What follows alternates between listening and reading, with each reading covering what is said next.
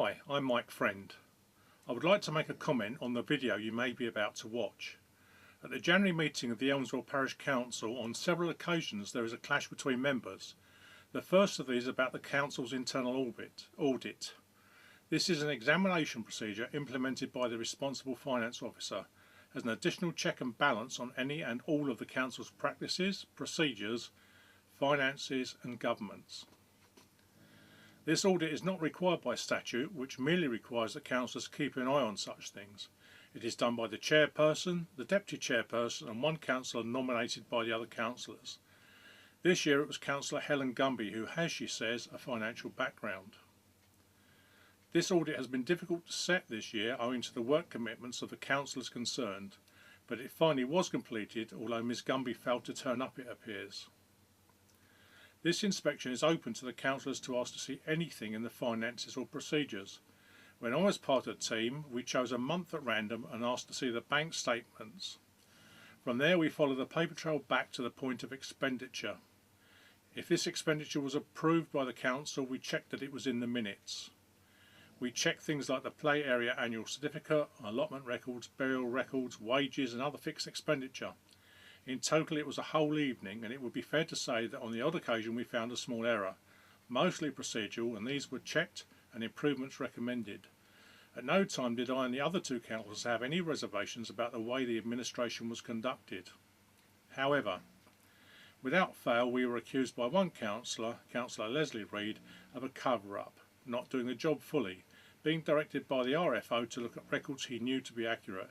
This was never ever the case, and I'm sure ex-councillor Mrs Abbott and ex-chairman Barker, who carried out 3 such examinations with me, will back me 100% on this. And yet again the same councillor challenges the audit by 2 new councillors and questions the validity of the audit and makes suggestions that this is underhand practice within the EPC. I was able to watch the Deputy Chair's face, and he was visibly upset by these comments. Mrs Reid asked to dissect the report item by item and was refused.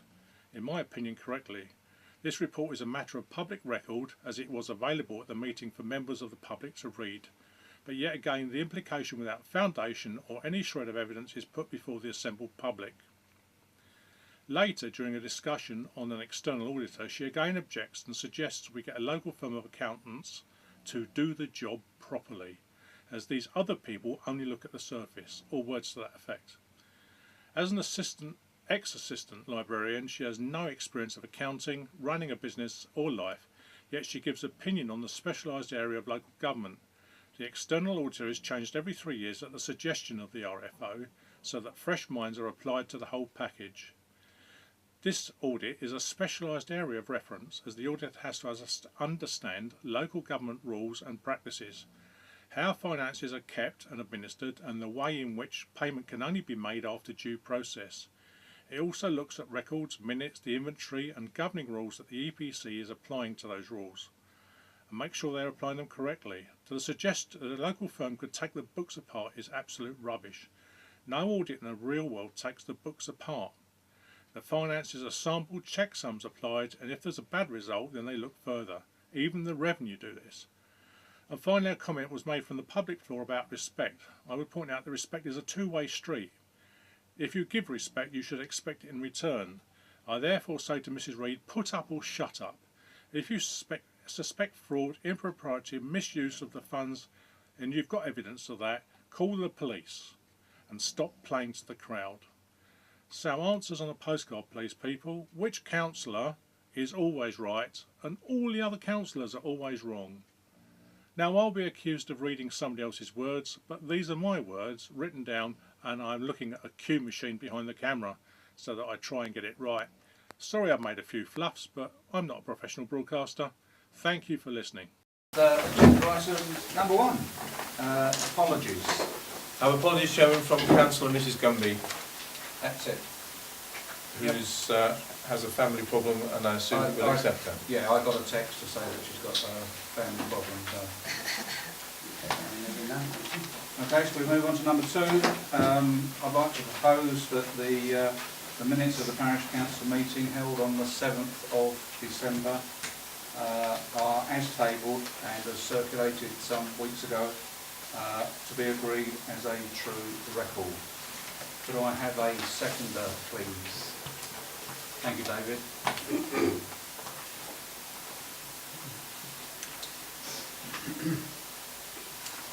Yes? Well, I wasn't at the December meeting, as you all know, because I was in the Czech Republic, but I am a little bit upset at the way my apology for absence has been recorded.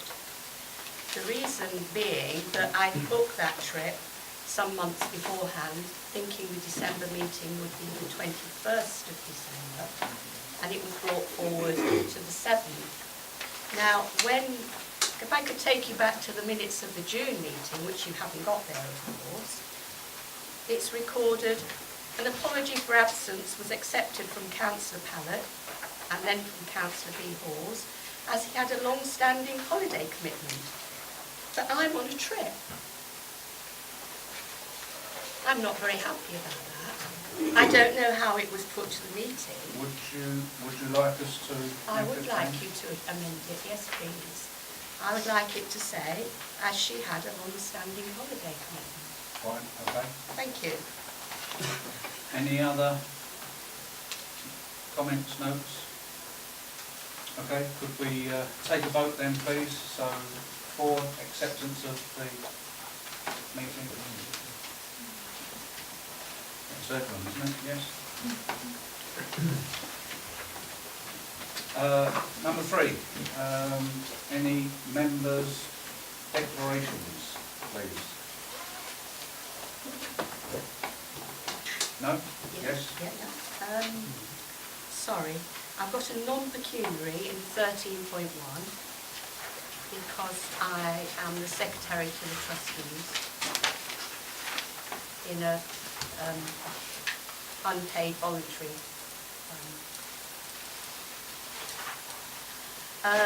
agenda item 17, which is the budget, the precept, line 106 and 101, because they refer to Wesley. Same document, line 14, because it refers to the EAA and money passing from, we're talking money here. So, because I'm a trustee of the EAA, I don't think I'm the only one. No, I'm also on the effect. Can I advise, Chairman, please? In matters of the precept and in budgeting for the precept, it is accepted that it would be impossible for the council to operate in certain circumstances because every councillor will have a finger in several pies, including, of course, the setting of the precept itself. So I suggest that if you go down that route, it will be fairly lengthy and it's a waste of time. Okay. May I say, I agree with the clerk, but these are big amounts. We're talking 300,000 set aside for Wesley and 40,000 coming from the EAA. They're too big not to be recorded, I think. Mr. Chairman, we're talking about a principle. The amount of money involved is totally irrelevant. Okay, thank you, David. I would like mine to be recorded, please. Okay, move on. Thank you. Yeah. Item number 4, to receive reports from external bodies as appropriate. Jane, please. Good. You have my report.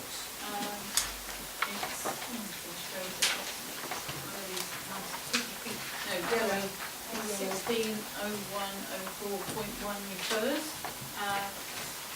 The only thing I would say really, I mean you can all read it for yourselves, just like to congratulate Brian and his team on splendid work last Thursday. Yes. They are undoubtedly the stars of Suffolk Rescue Service. Is that a round of applause? And I went up there on Thursday night and then again on Friday morning and everybody was full of praise for them, so including all the chief fire officer who was keeping me informed. It felt like hourly, but it probably wasn't. And just to point out that there is still money left in the locality budget if there's something else you want to apply for. Okay, thank you. Okay. Questions? No, I think questions come after. Okay. Fine. Thank you. Sarah. you're Well, I've next submitted on. a written report and I don't have anything to add. Okay, thank you. John, have you anything Thank you. to I've submitted a report as well. Has everybody seen it? It came in on the Yeah, it's there. It's the, It's the late one. Yeah.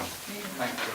I can say that speaking to Sarah as well, that we both allocated our locality grant budgets, and everybody that applied except one will be getting more or less what they've asked for, except for people that have asked for large amounts, but you'll soon be hearing more. Okay.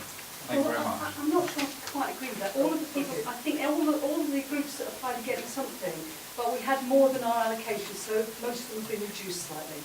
Okay. So that everybody gets something. Clarification. Absolutely. Absolutely. All shares. Yeah, And they can always apply to the county council locality budget. for the remainder, the bits they don't get. That's the bits that you've got left over, Jane.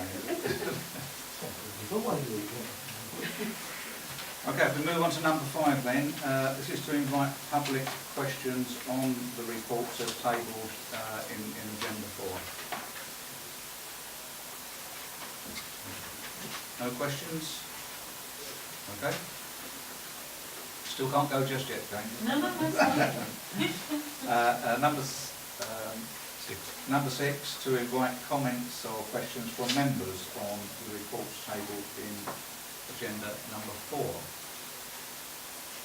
Steve? Yeah, I'd like to ask Jane whether she still has the money to do the archaeological survey I do. at Old Schools Court, and I'd also like to ask you as chairman and you, Fred, as chairman of the parish council, to contact your legal teams to see what the delay is in the signing of the lease, and I would like this minuted, please.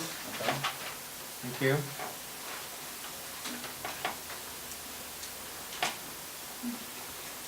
All okay? Sorry. Can I ask John? John, you said about community-led planning, and that you've got, you can let us have a copy. Yes? Is that an email copy? Yes. I'd like one if you could, please. I'll make sure you have it. Thank you. And can I also ask both John and Sarah, we're going to be talking a bit later on about the lorry testing site down on the roundabout, off the roundabout, and you know, whether you can do anything at all about making sure that the site is screened properly, because it is causing some consternation locally at the moment. I tried to get the planning decision up, but I couldn't get it on my iPad. I did look earlier, but I think it's the screen is supposed to be planted at a particular time. I think there are 3 conditions relating to the landscaping and screening. I can't remember them off the top of my head, but you know, other than somebody spotting that it's not been done, and if they spot that something that's on there hasn't been done, then you contact the enforcement officer.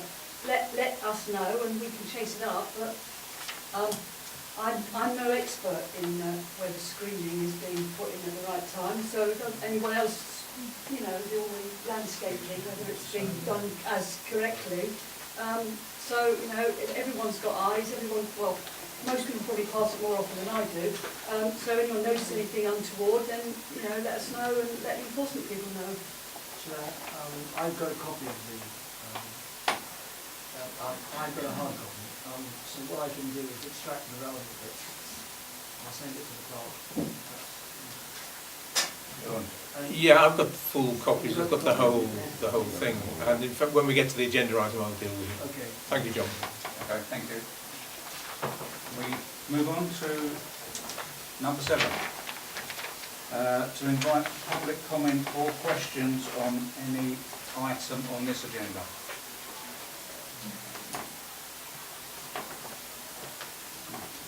No? Okay, thank you. Jane, over. Oh, you're okay? Okay, thank you. Agenda number 8. following correspondence to be taken action as appropriate. Peter, could you just run through those? They are as listed, Chairman. Yeah. Okay. Move on to... Excuse me. Sorry, Chairman. sorry. The Lacey Scott, have we got the report yet? No. We've not got the report We too. haven't got the report yet. No, we haven't. That's a no. It will come. Be patient. Well, hopefully it will. Well, it anyway. will. And will it be circulated when it comes? There's no reason why it can't be. Well, it Yeah. jolly well ought to be, Of didn't course. it? Yes. Mr. Chairman, I'm not altogether sure that is the correct answer. There might be some sensitive financial information in that report which perhaps should be retained Yeah, that's a very whilst good, negotiations are that's a going on. very good point, David, yes. And until we've seen the report, it's going to be difficult. I And don't if there's think- anything commercially sensitive that perhaps could affect our negotiation position on the acquisition, or proposed acquisition, Well, I don't think it would be necessarily in our best interest that it's circulated in public. Oh, no, I wouldn't expect it to be. I'm talking councils. Okay. Yeah. and you can always redact that amount anyway, so Yes. as long as we get the report's Well- the important thing, not the value. We should get it in full, but if it's confidential, you should mark it confidential. I'm sure everybody will respect that. I would like to think so and hope so. But let's get the report first, one stage at a time, and then we can see how we move forward. No more on... Have we not got a BMA report? No, we haven't. Can I ask on the BMA report, because the report to the parish council... Yeah, we're on correspondence. sorry. aren't we? Yeah. Okay, I'll ask it at the end then. Okay, fine. Okay, so agenda number 9, to receive any further correspondence and to take action as appropriate. The only further correspondence, Mr. Chairman, is with Councillor Reid, and I raise it simply because I've asked her to comply with the request again that she furnish council with her date of birth for the bank signatory exercise, and I wondered whether she would confirm whether or not she's going to do that. Actually, I saw that on that letter you sent me. I do wish you'd send me emails, Peter. It's much more efficient. But I saw it on the letter, and I actually did not understand it. Have you sent something out previously? What I want is your date of birth, Why? because the bank are requiring the dates of birth of all councillors before they will acknowledge the change of signatories. Will you send me something confirming that, please? Because I'm not happy. Because we do know that we are dealing with some serious data breaches, and I'm not happy to give any of my personal information unless I'm assured it's going to be used properly. So you want confirmation from the bank that they want your date of birth? I can't remember you sending... Did you send it by letter? Everybody had it, everybody responded. I didn't. I don't recall it. Okay, so if we Try again. resend it to you, Yeah. Leslie, then perhaps we can deal with it. What would be the implications if the two signatories that we have fell under the proverbial number 9 plus? Sorry. No, it's simply the the October Finance Act required banks to do these strange things, and now they're doing it. We got away with it for a while, but then they won't let me get away with it anymore. So if we were correct for signatories, we wouldn't be able to pay any bills. Oh no, the people, they will have details of all councillors, but only 4 councillors will be signatories, but they won't accept them until they've got details of all councillors. So in effect, that we would not be able to pay any bills. Oh, What David's saying, yes, if we lost our current signatures, oh yeah. because we're... So hopefully none of them will be taken ill terminally. But yes, I mean, I can confirm from a business point of view, banks are getting more and more and more onerous with the information they want. It's just... I shall try again. Okay, so we'll try that one again. We move on to agenda item number 10, if we can, which is the receipt of clerk's report as per Appendix A.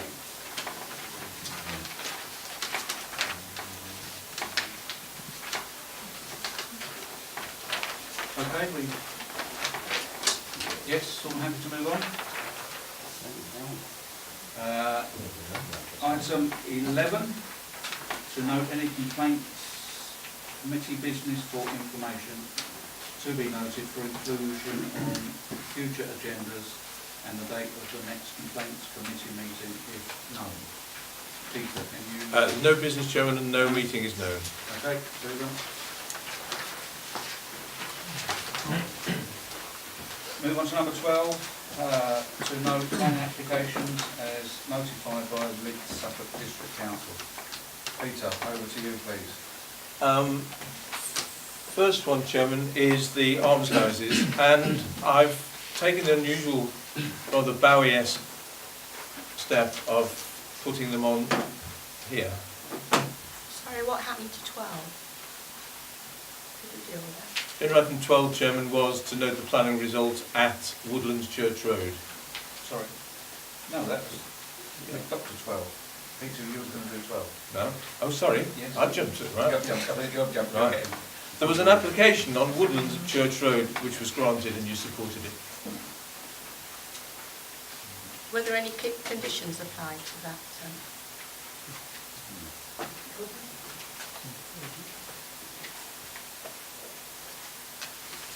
There always are conditions. I just wondered if anything... Do you want to know what they are? Well, I'm particularly thinking that the trees were an issue, and I wondered if there were any conditions concerning the trees.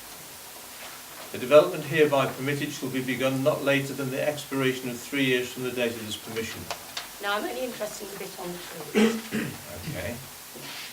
Any trees dying, being removed or being seriously damaged as a result of the failure to comply with condition 5 shall be replaced in the next planting season, October to March inclusive, with others of similar size and species. For 10 years from the commencement of development, none of the trees on the site should be lopped, topped, felled, have their roots severed or be uprooted without the prior written approval of the local planning authority. Any trees felled, uprooted, dying or being seriously damaged as a result of actions taken without such prior written approval should be replaced in the next planting season, October to March inclusive, in the same siting with others of similar size and species. Hard surfacing beneath the canopy of any retained trees should be designed to minimise ground compaction in accordance with the recommendations set out in the British Standards Institute publication BS 5837-2012. Trees in relation to design, demolition and construction. Such areas may require the use of geotextile membranes, coupled with no excavation and minimal alterations in ground level. So pretty Any standard trees... stuff. Sorry, I haven't finished that. Oh, okay. Dramatic pause. Any trees dying, being removed or being seriously damaged as a result of the failure to comply with conditions 4 and 5 should be replaced in the next planting season, October to March inclusive, with others of similar size and species, unless the local planning authority agrees in writing to a variation. So pretty standard, really. Yeah. Absolutely, not standard. Okay, Yeah. thank you. This would all be on the Mid Suffolk District Council Yeah. planning Yeah. portal anyway. Okay, Peter, carry on, please. 13. 13. Yes, we have here the almshouses. I didn't copy this because the pictures are very good. Now, if I can, I'm not going to lead the meeting, but it is clearly the case that this council has generally taken the view that details as fine as this might be considered regarding listed buildings are really the purview of an expert, the listed building officers. In this case, I think it might be suggested that the work is so obviously necessary and an improvement that perhaps you might not need that. But I still would counsel that you don't make too fine a judgment other than that it needs doing and this doesn't look bad. So the DNA is the best source here. And what they're saying is they want to replace the aluminium crittle windows and the doors, including poor quality second glazing. They go on to explain that it's listed grade 2, and they tell you where they are, but you know where they are. And there is also an historical listed building statement, which I can show you if you like. But you will recognise the doors and major renovation in the 60s. Originally it was 5 small linked houses housing 6 women, the central house being larger, etc. In the 60s there was the major renovation, and they reduced it to 3 dwellings. Each has a large bedsit, kitchen, bathroom. It would be true to say that some of that work was not done sympathetically. Now, don't forget, this is the applicant speaking, but I think anyone who knows the old houses would tend to agree. The Crittall windows and doors that we now wish to replace were of their day, as was the poor quality double glazing that was installed in a later date to try and get rid of some of the condensation which was caused by the Crittall windows. And there it is. So if you think back to the front of the house with the nice 1600 something wooden doors, and there's the back. Did you say aluminium? No, no. The word aluminium has not crossed my lips I'm today. sorry, Peter, I misheard you. Until Yes.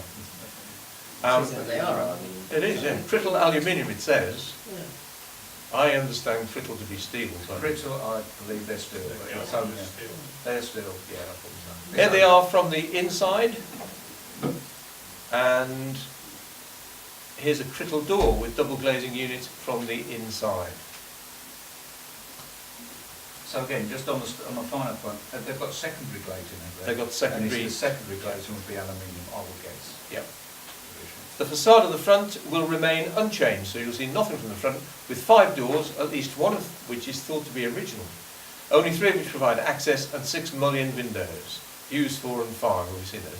However, over the centuries, and possibly in the 60s, the rear, the north, was substantially changed. And of course, that's not what people see.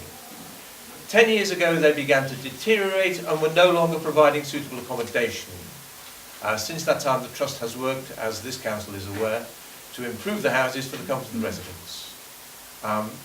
Additionally, they have concentrated on making the houses warmer and more comfortable, and councillors who've been around will remember the heating system, etc. going in. Replacing the outdated and inefficient back doors and windows is the next stage.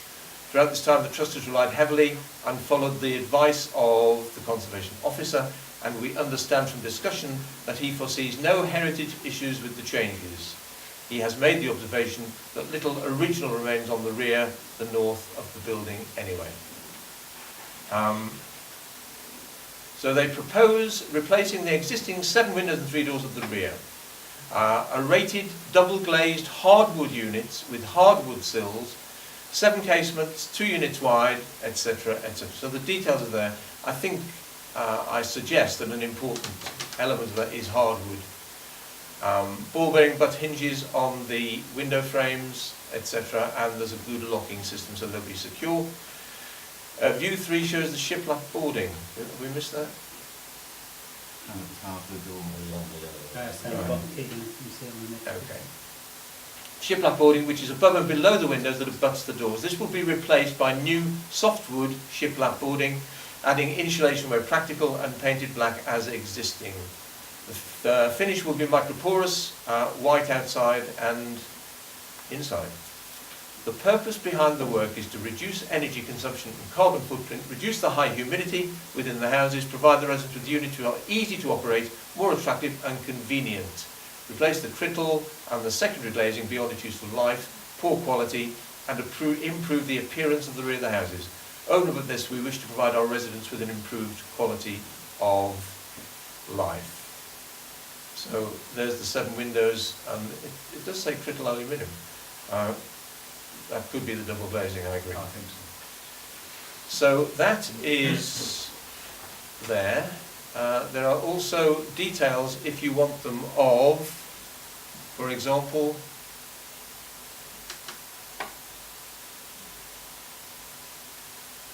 look at that. This is Taylor Ball's Joinery, a very reliable firm. The joinery section in the doors, and so there are details like that which signify to those of you who've been around a while, once you get that sort of detail, they've taken advice and they're doing it well. But there's more if you like.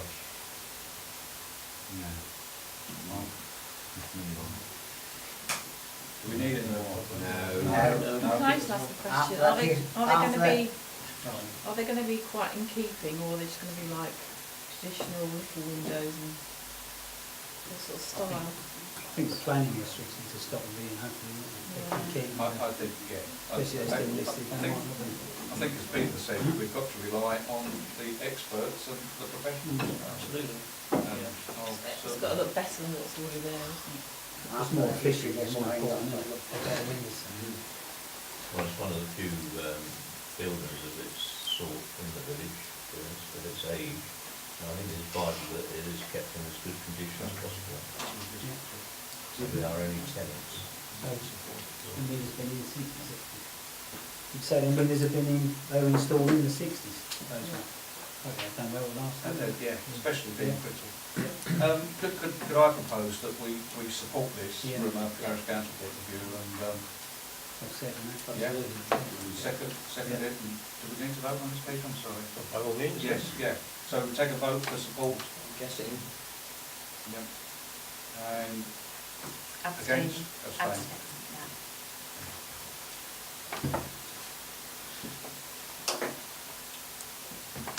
Okay, Peter, back to you, please. A bit more Stone Age now, I'm afraid. Nearly. This one is a little bit less cuddly, I have to say, and it is extensive enough to deserve its own box file, because this particular site has been the subject of applications since of this ilk since 2010, when it was refused an application for a dwelling on the plot behind Grant Rose. I'm assuming everybody's well aware of the site. Hawkend Lane, School Road, Rose Lane. In 2010, there was an application for that footprint of dwelling to be built behind Grant Rose. Grant Rose is there. They're saying chop off the gardeny bit and build this house significantly, and you can see it's significant because my notes were there at the time, significantly with that bit at the back obtruding. That failed, went to appeal, failed on appeal. There have since been 3 other applications for houses on that site, 2 other appeals, and eventually permission was granted in, it was 2012. So in 2012, permission was granted. What is now suggested is that that permission be varied. Now, the permission that was granted in 2012 gave you that footprint there. So what you had was something very similar, but significantly without anything obtruding at the rear. Peter, if it's 2012, it's expired if it's only allowed 3 years. We're in 2016. Sorry, I might have that date wrong. Let me just go 1, 2, 3, 4. 2011, 2012. No, it's 3. 12. It's only expired if they started, haven't They, Yeah, but they ain't. they? Moved the fence or done anything, that's What's just the date on the plan? 11, 18, 12. It is 12 because that's what it says there. I'm sure that came up again. That can be a point that you raise. But in the meantime, in terms of what you have been asked by Mid Suffolk, it is that this should be changed, in effect, to, once again, this. So you've got, that's what it was. They're now saying, can we, in effect, can we have that back again? What that will allow, again, going back to the original, and this is repeated, what you get is an ensuite bathroom upstairs, a utility room downstairs, and what they are proposing now, 2015, is utility room downstairs, an ensuite bathroom upstairs, slightly reorientated, but it looks to me as though it is exactly the same footprint. So what you are now asked to look at is this new, so this is what it is intended to add on. There it is and there it is. Full circle. Full circle, it seems. There have been representations from 2 residents. The current application returns to the original application for this site 180810, which was refused by the planning authority on the grounds that it represented overdevelopment of the site, and this is 100% correct. The rear 2-storey accommodation, utility and ensuite was removed from the subsequent applications in order to address these concerns. The proposed dwelling, which was eventually allowed on appeal by the planning inspector, did not include this rear extension. The reasons for the original objection are still valid and should still stand. The plans submitted for the current application do not take into account the site as it is now. The area of hard standing between the new dwelling and the bungalow, which was to have been retained, has now been enclosed as part of the bungalow's rear garden. This makes the plot for the new dwelling even more constrained than was originally envisaged. This proposal would result in a serious overdevelopment of the site, leaving the new house without adequate amenity space. It would also be out of keeping with the neighbouring properties which have appropriate garden areas. The rear addition will be detrimental to the bungalow, which will be even more affected by the proximity of the mass of the new building, leading to loss of daylight and overcrowding. There's then the objection about the surface of Rose Lane, which is something which has come up in my clerk's report, during the building works. And a second correspondent: as a resident of Rose Lane, I am very concerned by the revised planning application that has been submitted for this development. Although the applicant claims that these are minor amendments to the original planning consent, it actually involves the creation of an entire 2-storey extension to the rear of the new property on an already compromised plot that lacks amenity space. This is in fact a significant change to the original application, which was itself highly contentious and rejected by the planning committee for, among other things, a lack of amenity space, before being passed on appeal. Furthermore, a hard standing area that was to be between the 2 buildings was permanently fenced off and incorporated into Grant Road. This leaves an even smaller space for parking and manoeuvring vehicles on the new property at Stone Point Lane. They go on to talk about the refurbishment of the existing building has caused significant inconvenience for residents because of the traffic. On a personal note, why should I mention this? I was late for a doctor's appointment because, always appeal to your audience I think, because a contractor refused to move their truck, so I could not get my car out of the lane. So that's repeating the secondary problem, which is that during the construction there will be problems. Now, you will notice that the applicant has said minor material amendments. It might be suggested that if you are to overcome that element of persuasion, there should really be a meeting of Mid-Suffolk Planning Committee A or B, and if you felt that, it might be wise to ask your ward members to try to press for that. Mr. Chairman, I think the 2 letters that we have had eloquently reinforce the arguments we raised originally when these plans were put in front of us. And we said it was overdevelopment then. Well, that hasn't changed. It is still overdevelopment, and it's made worse by pinching part of the floor area or the side area to put it on the back of the other bungalow. So I think we should reject it on the original grounds we did, plus the fact that the site is now indeed smaller. Can we have the acetate? Which one? Floor plan or the site plan? Floor plan first of all. Yeah. We'll both look at both, I think. Floor plan of which? The new. The new? Oh, well, what we're dealing with now, there's no point in The new. going back, is there? Yes, Can I think we, there is. yeah, Floor well, plan of the new first. please. I think the history is important in this case. So we've got 3 bedrooms and a bathroom upstairs.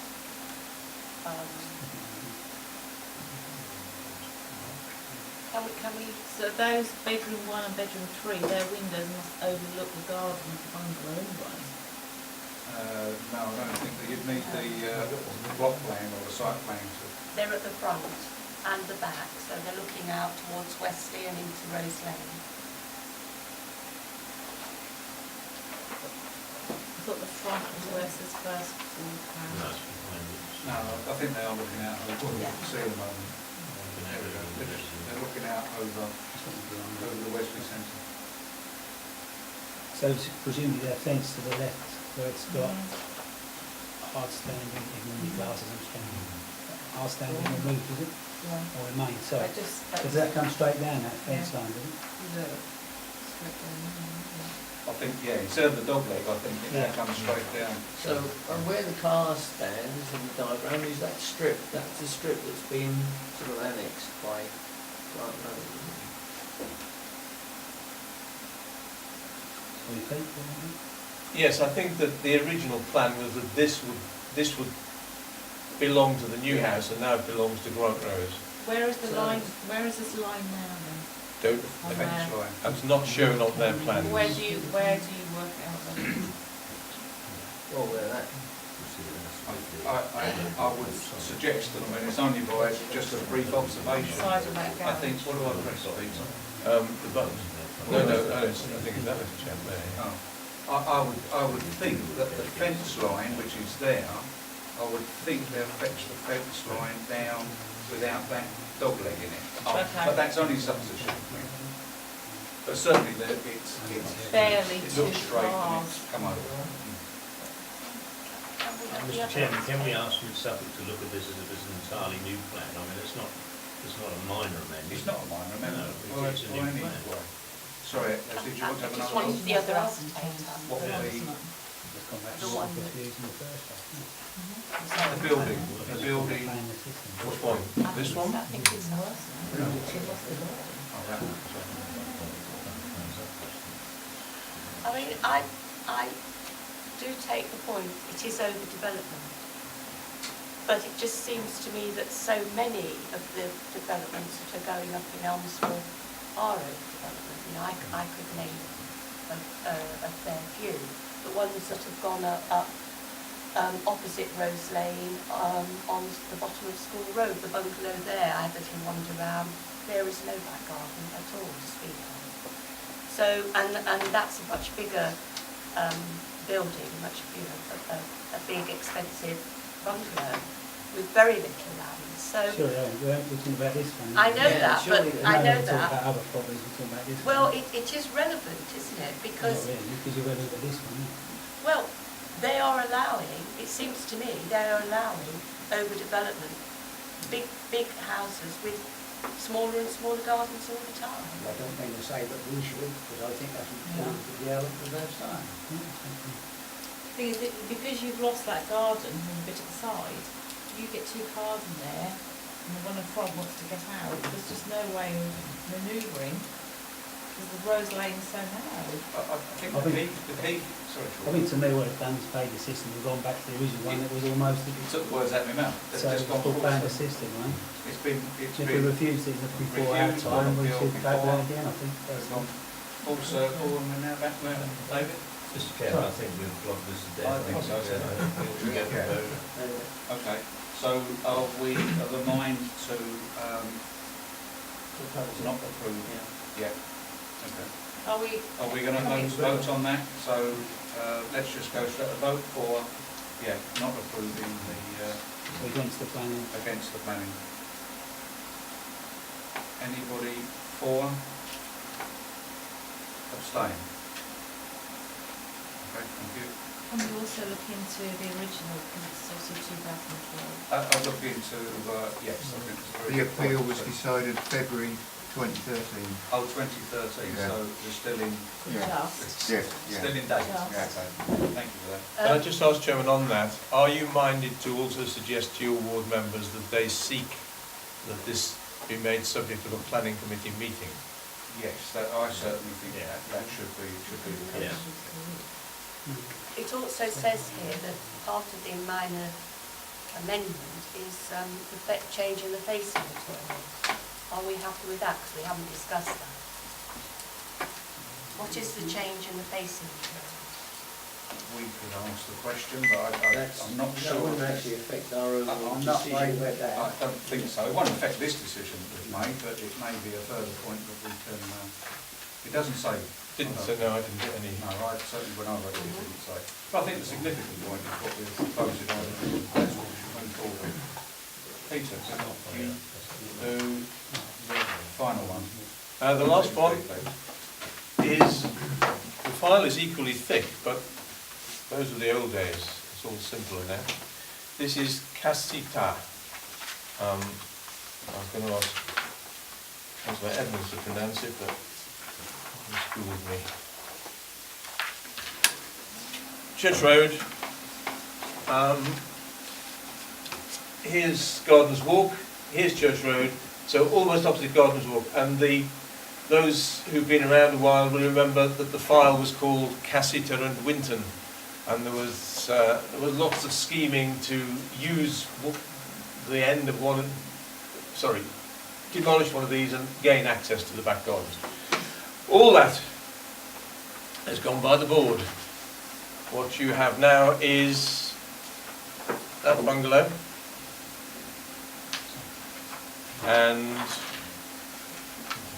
what is suggested is that you have that instead, and what that will allow in terms of accommodation is that from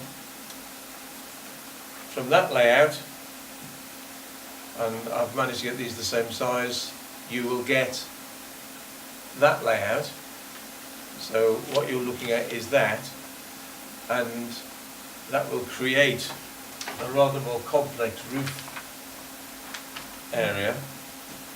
It might be significant though to be aware of the orientation of that, which is to the rear. And if you look at, you could find the plan, you have got quite a bit of space at the back. So it could be argued that that is easily accommodated in there. That's it, really. Okay. Questions, comments? Can you put the block plan up again, sorry, the floor plan? The which one, sorry? The floor plan, sorry. Floor plan of proposed or exist? Of proposed. There we are. You're not jealous, eh?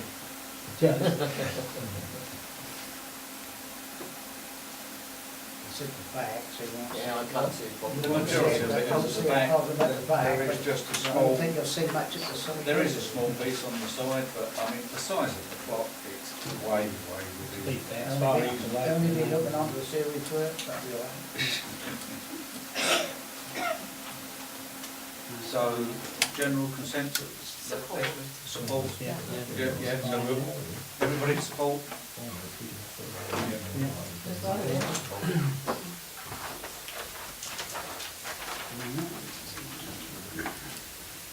Okay, so if we can move on then, agenda item number 14, I would like to propose that Elmswell Parish Council makes known to the professional lead officer, planning services, Mid Suffolk, its comments on the above planning applications.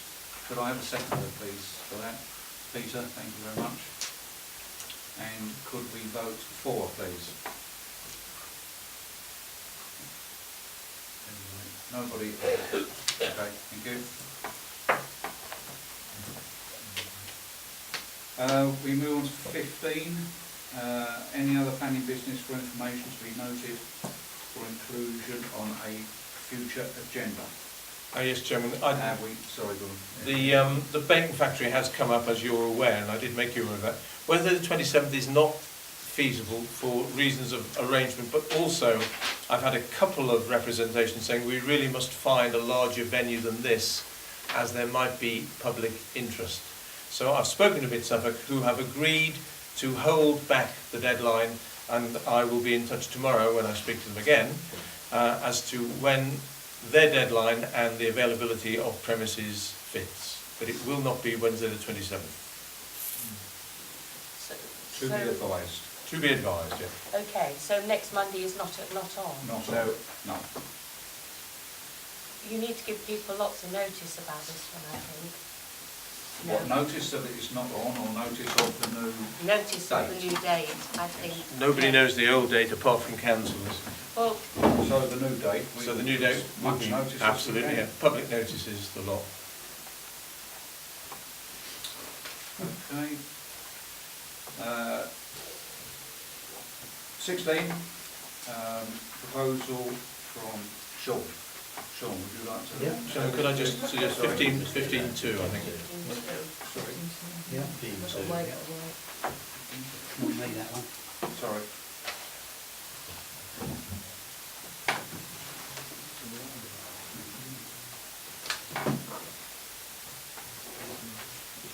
Any comments? No, 15 What, on, to Yes. you're talking about 15.2 now? Yeah. we need This to is talk the- about it. Yes, Yeah. we want, yeah. Okay, so 15.2. Apologies for skipping over. It was unintentional. Oh, sorry. David? I have to say that our powers must be very restricted on this, and any enforcement matters on the actual site must be the responsibility of Mid-Suffolk enforcement officers. Members of the public won't be allowed on the site anyhow. Anybody turning up on a site of that nature, general public, would be quite rightly turfed off. So I do think that the district council, if there is anything going wrong on the site, it's down to their enforcement officers to deal with it, not members of the public. I mean, we can only deal with matters like mud on the road and any sort of dangerous things on the actual highway. But what goes on that site is down to the contractors and MSDC enforcement officers. Sean? Yeah, So, so, David, obviously, I went up, I think, when that was approved and what have you, but was there conditions put in about landscaping and whatever, tree planting or? there's quite stringent conditions. I've read through the application and there's very detailed and stringent conditions. Again, I'm not truly green-fingered, but from the previous correspondence tonight, am I right in saying that the tree planting season is October to March? So if they don't do it now, it'll be next year, Well, there before are- it's feasible, or October onwards. Peter can tell us exactly what the conditions are, The- because they're... We looked at this in 2011 and in considerable detail. This whole file is dealing with this application. And council looked at it in considerable detail, and they did have reservations, exactly these reservations. Based on there's an AO plan here which shows you, and there are 8 different indigenous species planting areas which are here meant to ameliorate the visual impact of the site. And as Sean, as Councillor Pratt quite rightly says, this planting should be carried out in full during the first planting and seeding season, October to March. And it goes on in very similar terms to those I've already read out, saying how they've got to be looked after, replaced within 10 years, etc. And what they're planting, there are 8 tranches of broad-leaved woodland to protect the visual amenity there. But Peter, sorry to interrupt, does it go on to say that it's the planting season immediately after a certain stage in construction? First planting and seeding season inclusive following the commencement of the development. Commencement, okay, fine, okay. That's supposed to be finished in March. Yeah, obviously. So, and now what is normally the case is that people are in touch with me on enforcement matters, and I know, obviously, I'm in touch with the enforcement officers at Mid-Suffolk, and I'll continue to do that. If there's any other layer needed, by all means let me know. I think actually enforcement, the big stick, may not be the best way to deal with it, you know. They may just need a gentle reminder that that's what it says, and they should be planting now, because this is the planting season. And I think, and the resident who wrote to all of us over this matter has suggested that you know, you can get much further by negotiation, and that I don't know if she said this to all of you, but she did ring me afterwards, and you know, she says, perhaps she says to all of us, perhaps much more mature trees and shrubs could be planted rather than wait for 15 years growth. You know, and if we negotiate with the the developer, or whoever is responsible, presumably it's the developer, putting them in, then we can often get much further than just, you know, using the big stick and reporting these people to enforcement, particularly as, you know, we're dealing with the government here, aren't we, really? Yeah, we are. So, you know, a reminder that that's what the planning conditions said, and we expect some planting to be done now. I mean, the point is, we all knew this was going to happen. I don't think anybody appreciated the visual impact, and it has created a bit of a stir, because most people in the village are new, or have just forgotten that it was going to happen. And of course, it's looking at its absolute worst at the moment, because we've got all the metal struts and the sun gleaming off it, and it's all very open and there's no leaves on the trees. But I think we need to be showing people that we are on the ball, that we do take it seriously, and we are going to do whatever we can to make sure that as many bushes and shrubs and trees as possible are planted there. And, you know, I think set up, as this lady suggests, set up, you know, a lead councillor to deal with it, to negotiate, and, you know, just to see what we can get for the community out of it. Peter, you Well, I'd just like to say that they still have 2 months plus to plant, and they haven't failed in their obligations, to my mind, until those 2 months are up. I mean, it's all very well to be aware of these things, but to panic when we don't even know we have a problem seems to be a little bit premature. Nobody's panicking. David? Well, let's be a bit real about this. I mean, the reality is that you don't start planting trees and think, well, you've got JCBs and various other plants whizzing around the side and bulldozers pushing earth and that. The reality is that there'll be very little planting done on their site this year. It will be this coming autumn when they've finished the building work, and that's the right time to do it. Otherwise, they could put the trees in and they'll all be dead by the autumn. Yeah, Fred, I don't think we need to overly worry, because when you consider the size of the development on the other side of the road, That's exactly right. it's ginormous, and you can hardly see that when the trees are mature, and they're green buildings. These will be green buildings. You're talking about Dura's green. Yeah, it's massive. People will complain about anything.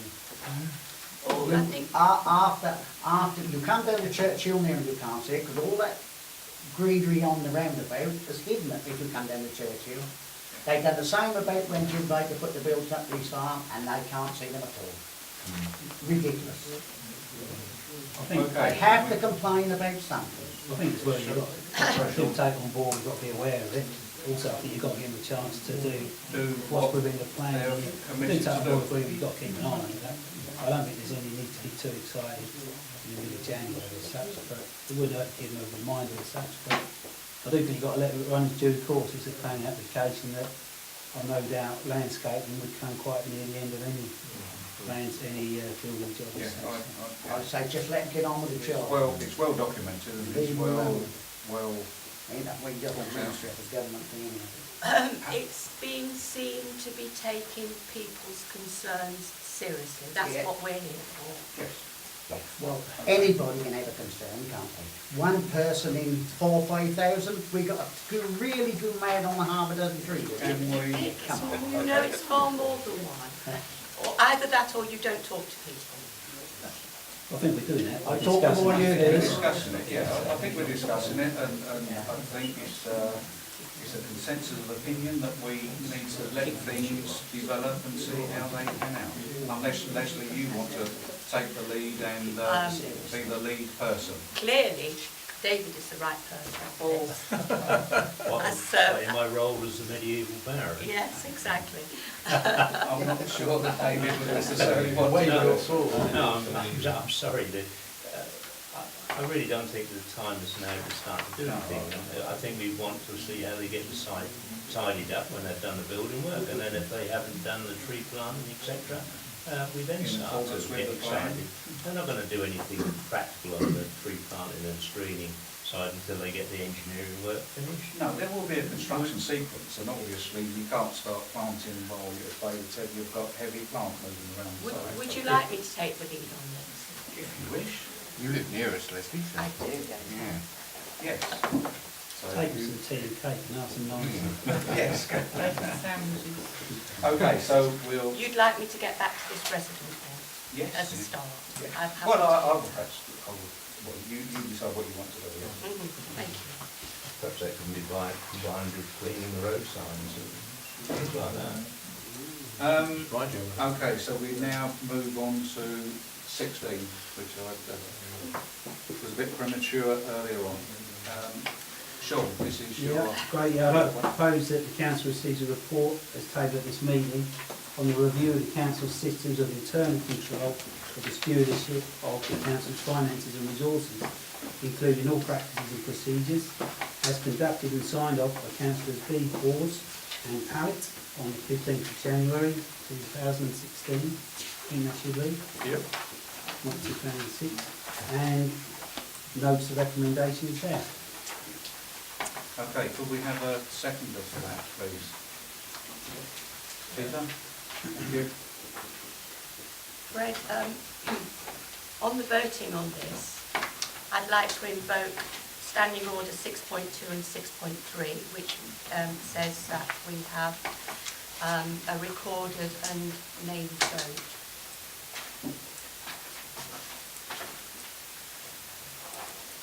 What number, please? 6.2, 6.3. You've got standing orders. Yeah, okay. It Okay, means fine. that the way we vote is recorded and our names against it. Okay, fine. Do we need to have any questions, discussions? Yes.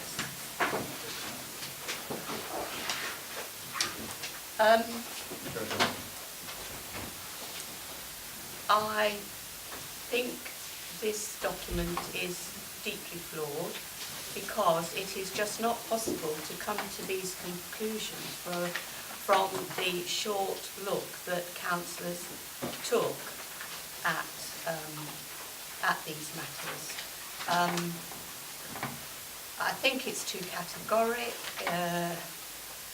It can't be. It can't be. Now on. Would you please control Dick Birch? I can't control. You're the chairman. If you can't control them. I can't stop the person smiling, Leslie. Please, That's my nature, I laugh all the time. Let's move on, please. Okay, let's start at 1.1 and go through. Standing We've got to go all order. the way through. Yeah, I want to go all the way through. Oh dear. Okay, standing orders. Now, there's absolutely no mention of financial standing orders and how adequate they are to provide safeguards to the council for financial matters.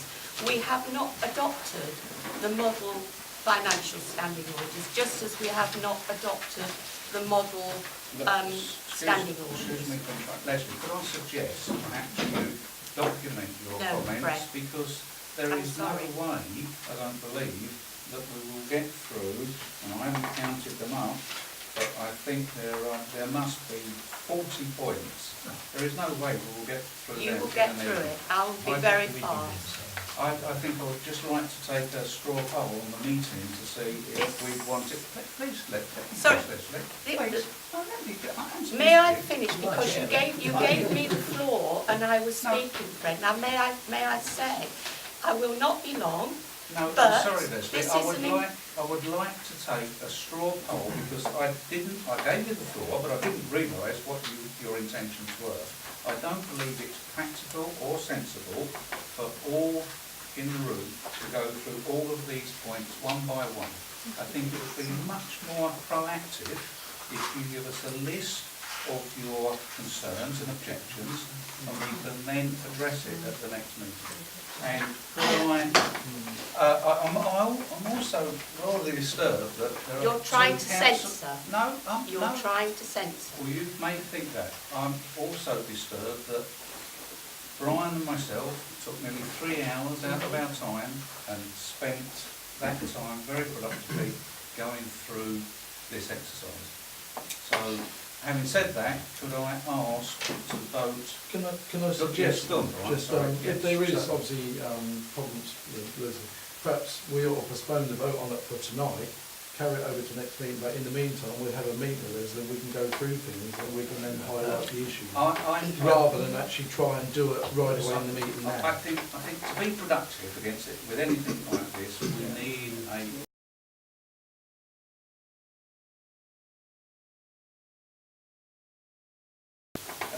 timetable, which we're already pushing against because it took us a long time to get this particular examination done. If I can suggest that, having signed it off, all you're asking the meeting to do is to accept that you and Councillor Hawes felt that this was an adequate reflection of your views and recommendations. If there are suggestions that this could be, in the future, looked at differently, that's fine. That will be a separate exercise. This exercise is, do members of the council agree that this report, signed off by yourself and by Councillor Brian Hawes, should be accepted? Okay, thank you. I'm happy to propose that proposition is moved. Okay, it is there already. And we talk about the proposition, which is absolutely outrageous. We've got here. I've asked for the thing to go to a vote, please. Okay. This is absolutely outrageous. We are dealing with the council's finances here, and you are not allowing them to be discussed. This is absolutely outrageous. Brian and I spent the time and went through the procedure and the system, and we've signed it off. So you know what I actually think should be happening, Fred? You and Brian should be taking us through this and justifying the conclusions you came to. I don't believe we need to do that because we've already justified it by signing the document off. So I'd like to put it to the vote for accepting this document as signed off by Brian and myself as a true record of the review that we carried out. So you're actually going to a vote. You're going to adopt just this we're report going for a vote without any discussion at all. We've had a general discussion. No. But we haven't. We have had no discussion. Okay. Is there any other councillors that would like to make any other points on this report? I'd just like to make a small point. If we're accepting the report, presumably if the recommendations at the bottom are to be taken into consideration, then proposals will have to be put into the council and we can discuss those particular matters then. Absolutely. Yes. Yes. So this is not just a sort of, we're 100% accepting those recommendations. Oh no, not the they would have to come recommendations. to No, council. it's accepting the report The with report. those.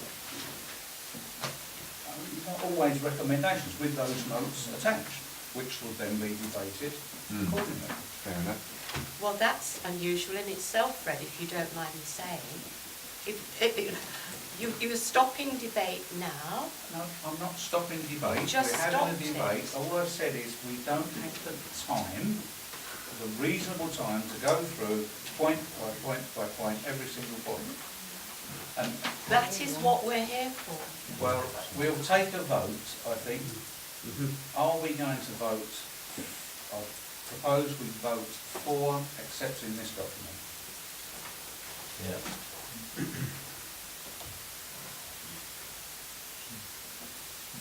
Anybody against? Yes, I'm against.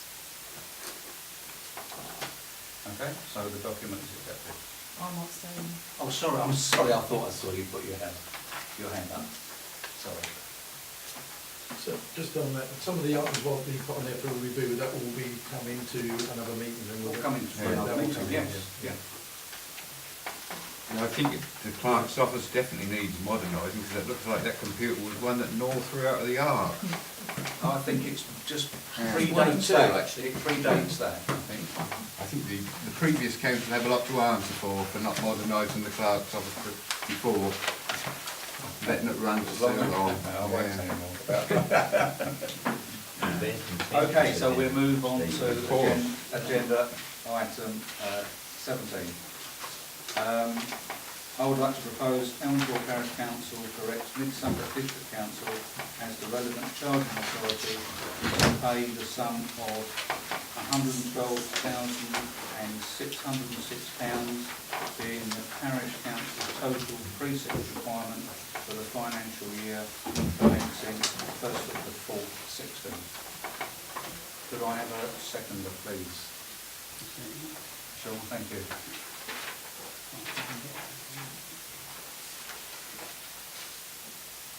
Any discussion? Are we allowed to? I don't see why not, Leslie. We did just now, so please We carry on. didn't just now. Okay, right. We will make that. So are you proposing, am I the only person who's going to try and have a debate on this, but are you proposing that we just go for a precept of £112,606 and we don't actually debate the merit of it? I'm not proposing that at all, Leslie. Well, the purpose of the meeting we had last Monday was to go through the figures, which we did very successfully. And then in the question and answer session afterwards, we went through and debated and were happy that the figures were more or less right. But we also said, David, that we can take further debate at this meeting to, Right. Peter? Okay. Well, I was just going to, David has already confirmed it, but I mean, this discussion has already taken place in my absence last week. In your absence, we've had a run through. Well, that's exactly my understanding, as per the notes. Chairman, can I suggest, can I advise that perhaps there seems to be a groundswell of opinion that discussion has taken place. This should surely be crystallised by the proposal of an amendment from Councillor Reid. Yes, I will actually make an amendment, but the point of the meeting last week was that it was a training meeting. Made the point at the time we should not be setting the precept away from the public view, but that is, as David's just said and admitted, that's exactly what we did last week. We set the precept outside the view of the public. Now, I'm not going to... Mr. Chairman, can I defend myself? That is a total misrepresentation of the actual point of the meeting and the outcome. We had a training session, we then had a discussion, and then this document was put together by the chairman with his recommendation for us to vote yes or no, and he has done that quite properly. If you want to make an amendment to the proposition, you have a perfect right to do so. And that is the way you should deal with it. You've had this documentation for the best part of a week. So if you wanted to make an alteration or any proposition, you've had an opportunity to put one together. I've had this since Friday, actually. Well, that's longer than...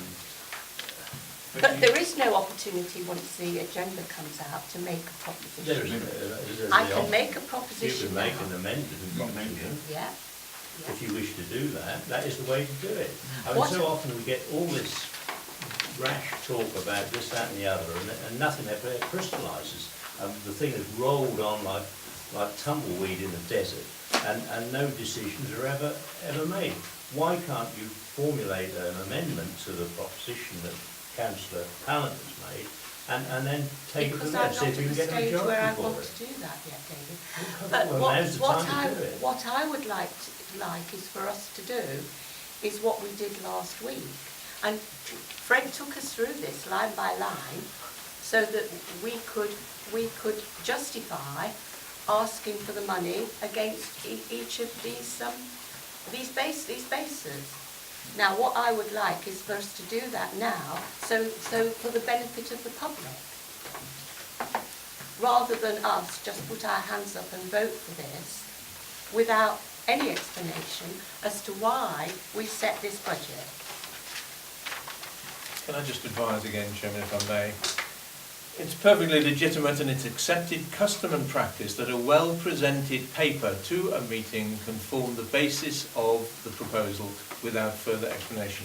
I think that the paper that is presented here is very, very thorough. It was amended in the light of discussions with as many councillors present as wanted to be present, and I do feel that Councillor Hawes is valid in suggesting that the way forward is an amendment. So would you like to make an amendment, Leslie?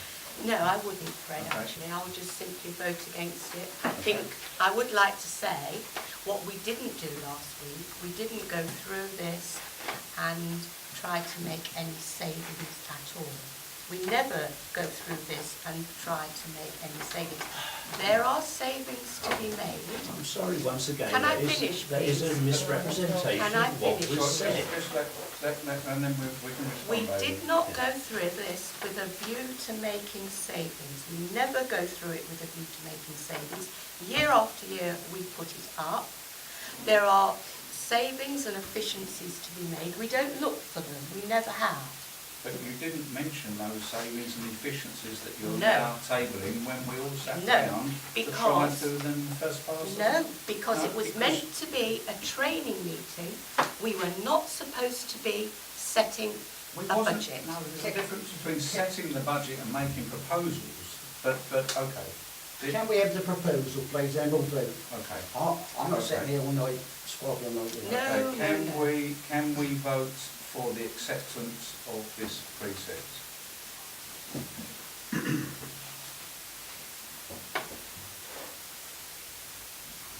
Against? Abstention? So I didn't get to mention in before you went to the vote. Does this include this precept here? Yeah, that's, yeah. Abstaining or still abstaining? I'm against it then. Yeah. I haven't got that.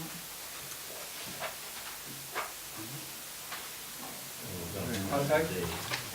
On the back of the bill,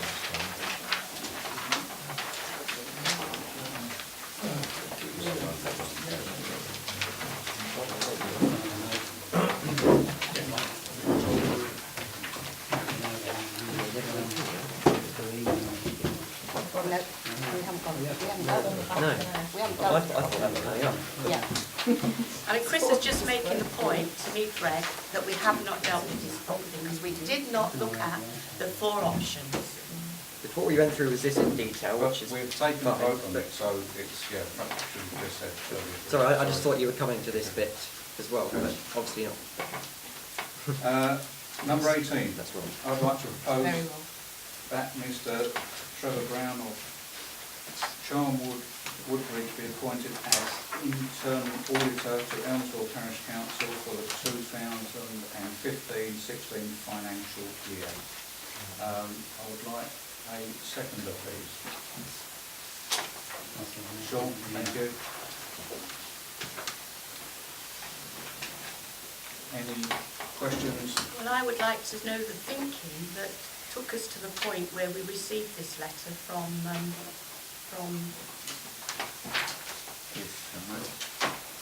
Trevor. And how did we reach the point where we are thinking of appointing this particular auditor? Can you give us some background? Yes, Chairman. I was asked to, after 3 years of sulk, it is my recommendation and our custom and practice that we vary the internal auditor, and I was asked to look and find somebody appropriate. It's not an easy thing to find, I have to say. So what I did was I asked my fellow clerks at a clerks networking session, and 2 or 3 of them came up with Trevor Brown. I then followed this up by taking 2 written references and asking Trevor to send us in his CV, which he's done, and it seemed to me that this was a good man for the job. So this is actually the clerk's proposal rather than yours, Fred? No, it's my proposal. I asked Peter to support me and to give us the background of how we got to where we are. I'm perfectly happy and proposing this auditor. So it's coming from left flank No, again? it's not coming from May I everywhere. finish, please? It's coming from left flank again because the rest of us were not aware that you were thinking of changing our auditor. I think the clerk has done a magnificent job in following that up. We asked him to do that, he's done a magnificent job and done it. Now, do we trust him or don't we? Well, I do. I personally would like to see us employ a firm of local, well-known local Bury St Edmunds accountants to do our... Chairman, can I advise, please? The auditor is somewhat misleading in this context. It is not a financial audit. It is an audit of the practices and procedures and the provenance of the council, certainly including finances at a very high level. But an ordinary auditor, an ordinary accountant, would not be able to audit the practices and procedures because they don't understand them. This is why people like Trevor Brown, who's auditing a couple of dozen, I would imagine, are like gold dust, because not many people can actually do it and do it well and do it properly. So, there's your answer, hopefully. I would just like to see more discussion at council before these proposals come forward without any explanation and you rushing us to a vote. That's what I would like to see. Okay? I won't rush us to a vote in the future. Peter, you... Well, I just want to make the general point that if we're going to discuss everything in front of the public in minute detail, we're not going to get away with one meeting a month, are we? We're going to have to sit 2 or 3 times if we're going to go through the things in that extreme detail. Totally impractical. Totally impractical. So we have to trust them. So are we saying that an internal auditor doesn't have anything to do with the money of the council? No, I think we're saying it's quite a specialised sector and you can't just go out and get a general... So he does deal with the money then as well? Absolutely. Oh, yes. Yeah, Peter did say he deals with it at a high level. No. But we still have another audit after this as well. Yeah. But this is... But that isn't a full audit. Oh, I thought it was. The external auditor does not do a full audit. What's the definition of a full audit in financial terms? Oh, in financial terms, I don't know, but... Well, then how can you say it's not... But I know he doesn't get every piece of paper and he doesn't check it against... He carries out a financial audit as a financial audit is determined. This guy will, but BDO or whoever takes over the external audit will not do that sort of audit. Well, you tell me what the definition of a financial audit is and then I could respond, or perhaps some of the other councillors could respond. I don't think you're asking the right question. Well, I think I'm asking the right questions, perhaps you don't know the answer. We've been down this particular path on several occasions. Yes. I mean, basically, the auditing has 2 separate streams. You have your firms who do audit of commercial firms, and you have other people who work in local government and allied, and there is like a chalk and cheese. They both do a very valuable job, but they do it in a totally different way. So having a professional firm of auditors who are used to commercial work would be absolutely useless in this type of role. So therefore you go to somebody like this guy who is doing this sort of work all the time. If we don't trust him, we don't appoint him. But how he comes here with 2 glowing references from 2 perfectly valid people in council, what more can we do, for heaven's sake? We can't give him a lie detector test or whatever. For heaven's sake, I mean, let's live in a real world and get on with things. But that's exactly what you were suggesting this time last year, David. The opposite of what you're saying now. It was for the other audit I was talking about. No. Anyhow, I propose we appoint this chap and give him a good send-off. Okay, so unanimous vote would be can we nice. vote, please, for the acceptance of this auditor to be appointed?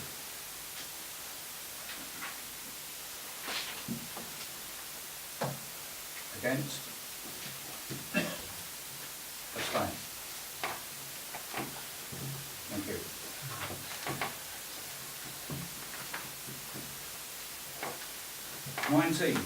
I'd like to propose that Elmswell Parish Council opts into the NALC ADA SLCC sector-led body audit service established to administer external audit arrangements for local councils and to be known as the Smaller Authority Audit Appointed Authority Limited.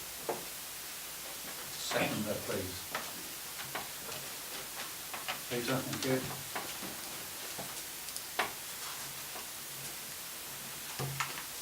Are you going to explain that to us, Fred? I'll like Peter to explain that, please. Oh. What's wrong with that? Nothing at all.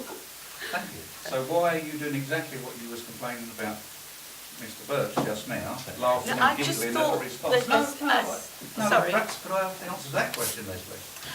As this is your proposal, I No, thought can I have you the might answer be to able that to question? explain it to us. Yes, I don't profess, like some, to know everything, and I will certainly ask my fellow That's what we pay him for. round the table And to he knows. support me. So Okay. can we carry on, please? Peter, thank you. Certainly, thank you. You will all be aware, I'm sure, that in 2017 the Audit Commission will be abolished. Great sadness all around this. And a completely new regulatory framework will affect us and all local government. In effect, what that means is the external audit arrangements will change dramatically. The government at the moment appoints regionally, in our case BDO, and says you will oversee the audit, you will make sure that everything is in place in various ways and it's very strictly done. That leaves a great gaping hole because there's no external auditor. What the government has proposed is that there are two ways forward. Either we can go and find our own external auditor, or we can join in with a collective procurement body if we can find one, which will, I have to say, be considerably easier and cheaper, but perhaps I need the overtime. The collective procurement body that is recommended in this proposal is National Association of Local Councils, the Association of Drainage Authorities, and the Society of Local Council Clerks have got together and formed a limited company which will provide that external audit service. We will be tied to it for 5 years.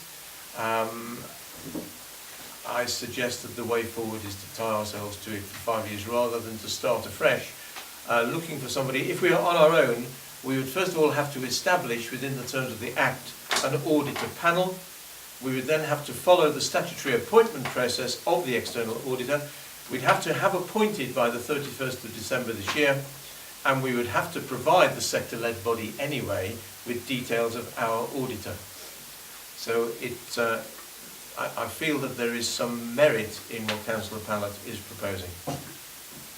Thanks for that explanation, Peter. Are we ready to take a vote on this? Oh, with no discussion again. Well, I said, are we ready? I didn't say, are we ready? If you're not ready, Leslie, let's have a discussion. I think we need to be clear what we're doing and understand that. I actually think this is the right way to go. Well, let's move forward then. What are you saying, please? Let's move forward if you think it's the right way. May I finish? Yes, certainly. I actually think this is the right way to go. I think there's been quite a lot of discussion and information put out about this. Has the clerk received anything from SALC that he should have passed to us that would explain this process to us?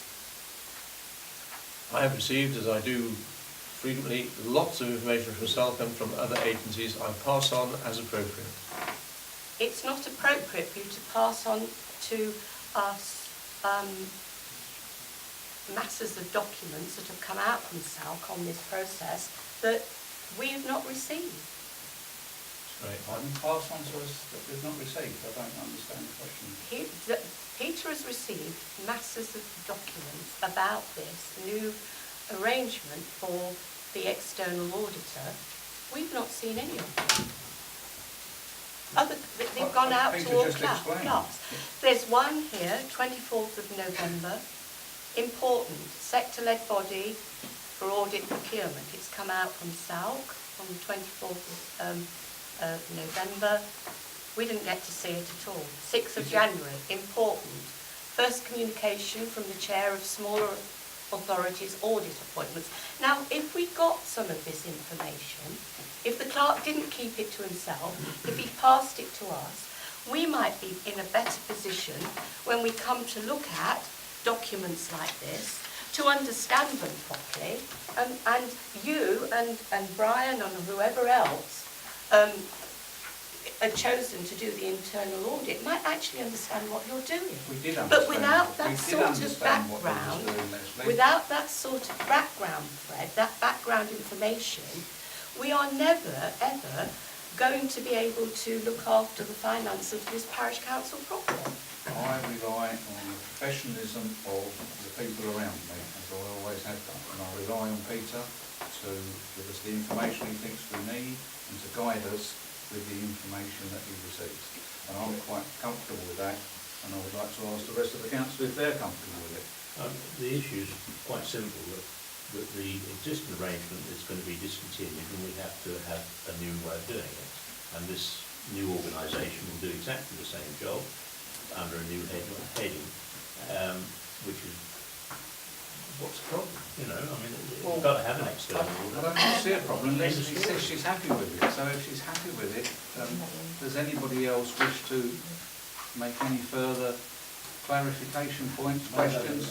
So can we have a vote, please, to accept this proposal?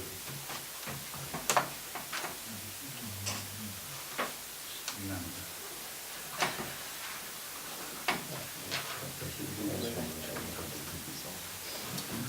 Okay, we move on to 20.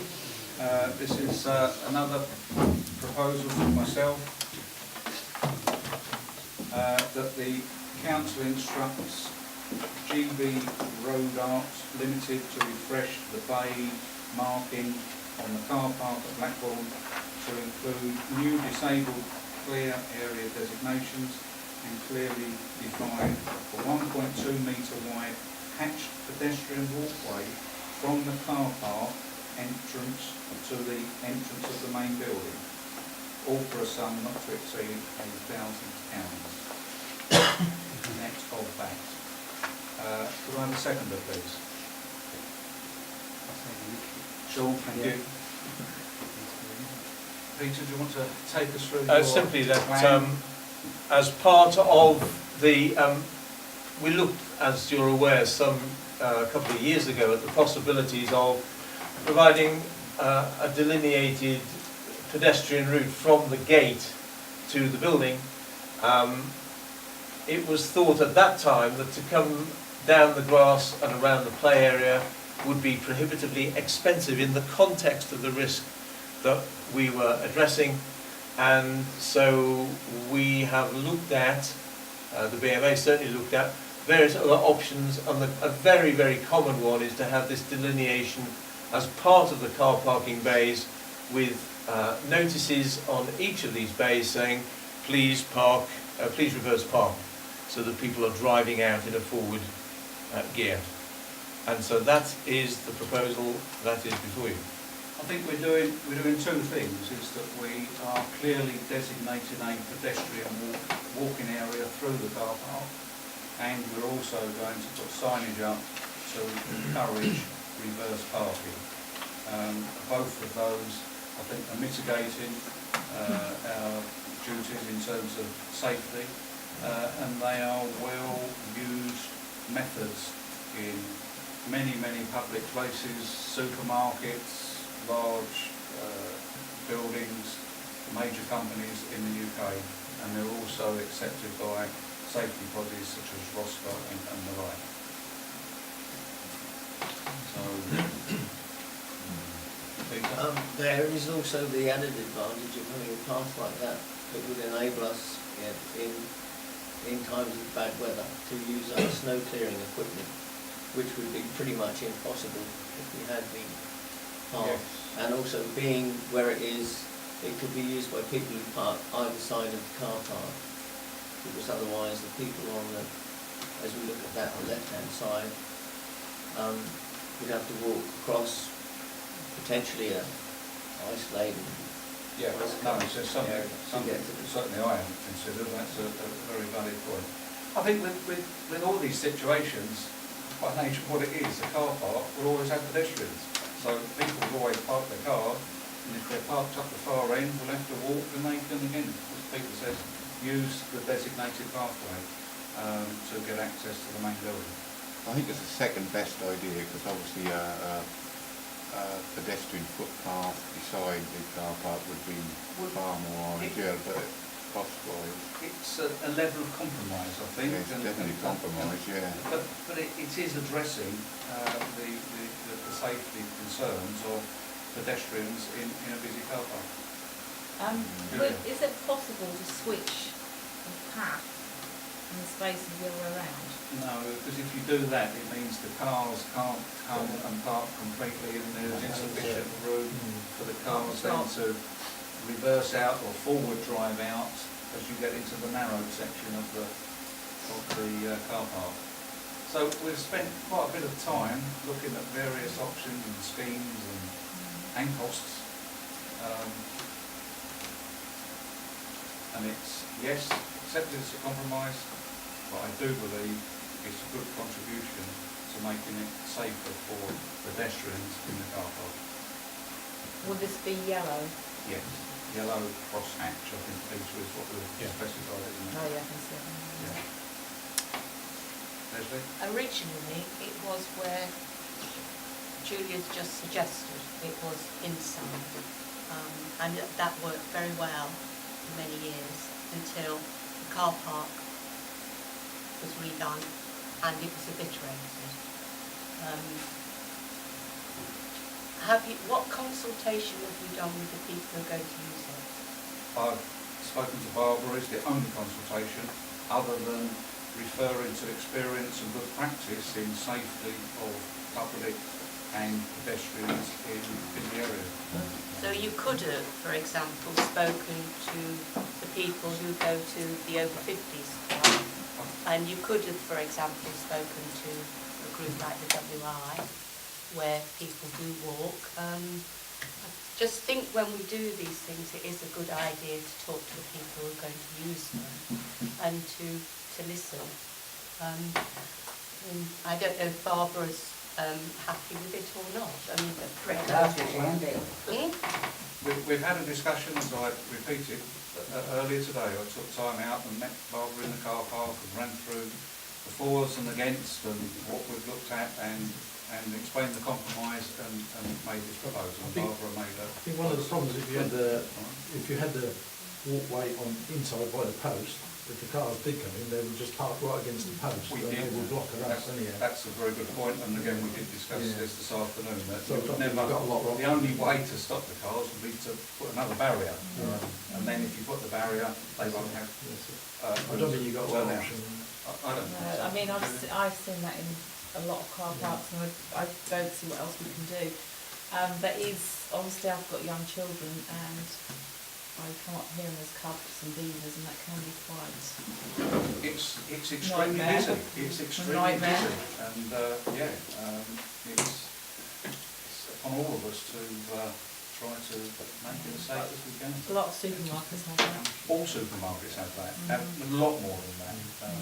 At least it's directing people to hopefully one area rather than just everywhere. And I'm probably more than most a big fan of reverse parking, because if you reverse park, then as you get in the car and tend to drive out, you've got full vision of everything in front of you, rather than trying to look behind with the many hidden areas of the model car. So, can we take a vote on this? Yeah, go on. I've got nothing against it, and I think it's a great idea, but when it comes down to contractors, where is this preferred contractor of yours, GP Rodup, come from? We looked at four. No, go on, you. Yes, we looked at four contractors. The one, our usual preferred contractor, was way over the odds, and they seem to me, having spoken to them all and having looked online at what they do, to be much of a muchness. So we just went for the cheapest. So I just think for things like this, we should be getting at least 3 quotes and letting all councillors see before we actually propose it. No, we've got 3 quotes. Because I haven't seen them. I think councillors need to see them before it gets proposed. oh, you seem a bit shocked at that, No, Fred. no, the no. fact that we might like to scrutinise it. No, I told Leslie they are available for all to scrutinise. There's nothing hidden there whatsoever. So why were they not copied to us? Peter, why have we not copied them? Just purely Because I draw a line all the time as to how much to give to councillors. If I get complaints about anything, it is about too much paperwork, too much stuff, etc., etc. But you don't have to give us 3 quotes for that, for £100,000. Well, that's not what we have, the quotes. I've got the quotes. I don't think you do anyway. No. I stand in order saying you don't. But we have the Anyway. quotes. Julia? Sorry. Sorry. So we have the quotes. They are available for us to inspect. So I can request them before the meeting, that's... In the future, you can request them before the meeting. Okay, I'll do. Might I make a point here? If councillors are worried about getting copies of these quotes, the agenda is published several days before the meeting, and if they want to see those copies, That's what I just- ask for them, and if you want to look at them, I'm sure they could be made available, either online or by request. Or just So, pop it in to see. I think we have to be aware that we have to delegate decisions like this to the chairman, and it's quite proper that we should do so. All reasonable steps have been taken to get proper quotes, and I think we should leave it at that. But in all fairness, we didn't get this till yesterday, was it? Yeah, yesterday. And I haven't been around yesterday, so I've only seen this late last night. We get our papers The very agenda late. was published long before that. Tuesday. I haven't seen it. Tuesday. Did you, hasn't it? They were sent out last Tuesday. There've got to be 3 clear days, and I give you 4. I put it through your door on, it'll be Tuesday night. The blue paper was in our letterboxes last Tuesday afternoon. But I mean, we've established that, yeah, if in the future you want to look at them beforehand, Chris, Yeah, that's fine, by all means, and certainly they're available to look at. So can we go forward with a vote for acceptance, please? I think we've got a full house, yes, okay. The only thing I would just sort of comment on the fact that people can be a bit complacent when they consider they've got a safety area in a car park, you know, and yeah, I'm safe, I can walk along here, but car drivers don't always obey it. Well, I know it's the same with having no safety areas. It's a balance. It's a balance of all of our well-beings and well-beings of other people, and balance of car drivers. It's the balance of pedestrians, and we are making an improvement. Okay, so 21, I think. Yes, 21. This is your. Yeah, speak for itself. We didn't get 3 quotes, by the way. Speak for itself. I mean, you can just read it. Yeah. We all know Stanley, and it was, I think it was decided some time ago that we ought to do something for him. Something like that. Okay. Can we vote on that? To accept, please? No, thank you. Thanks for that, Peter. 22. To note authorised payments to be made and income received as per Appendix B, C, and the financial overview as per Appendix F. These are our usual pink sheets.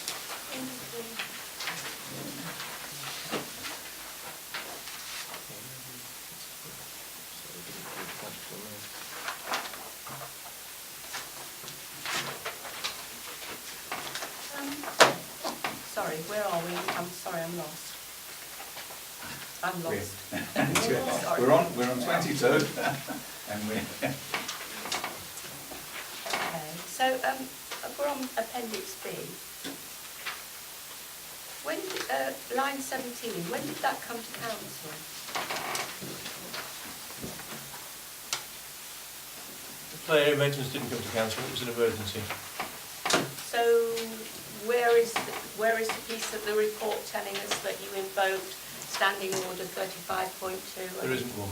Why not? Because there isn't one. It's because it doesn't exist. What?